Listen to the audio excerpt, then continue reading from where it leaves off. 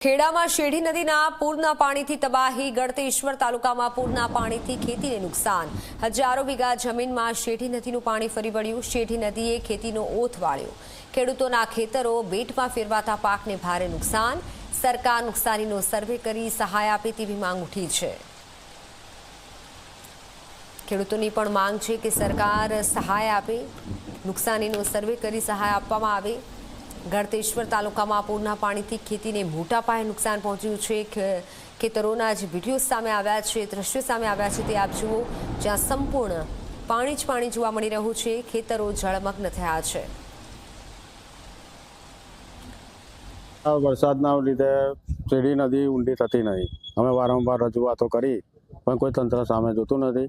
એના લીધે દર વર્ષે આ પાકના નુકસાન જ થાય છે। ડાંગર છે, લોકોને શાકભાજી હતા બધાને કરેલા, બધામાં અત્યારે નુકસાન જ છે। અત્યારે આશરે 500 થી 600 વીઘા જમીનમાં નુકસાન જ છે। અત્યારે કોઈ જાતનું અત્યારે ખેતરમાં જવાતું નથી કે કશું નહીં કોઈથી। કેટલા ટાઈમથી આવું પાણી રહે? 15 થી 20 દિવસ જેવું રહે। હા, 15 થી 20 દિવસ સુધી જતું જ ખસતું જ નહીં, પાણી જ નહીં ખસતું। આગળ નિકાલ થાય તો જાય ને આગળ, કારણ કે શેઢી નદી ધારિયા જેટલી છે, કઈ ઊંડી જ નહીં એટલી બધી। કોઈ અમે કેટલી વાર રજૂઆત કરી કે આને ઊંડી કરો, પણ કોઈ કરતું જ નથી। એની સામે કોઈ તંત્ર જોવા જ તૈયાર નથી અત્યારે।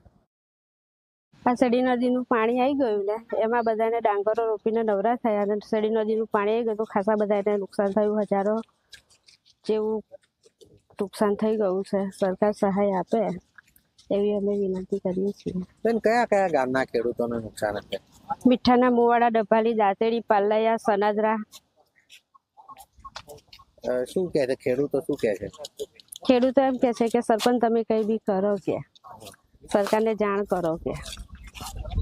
અને અમુકે તો શાકભાજી છે, તમાકુ છે, એવું બી વાવેતર કર્યું હતું, તમાકુનું દરું નાખ્યું હતું, એ બધું જ જે થઈ ગયું તો તારે ગરીબ લોકોને શું કરવું?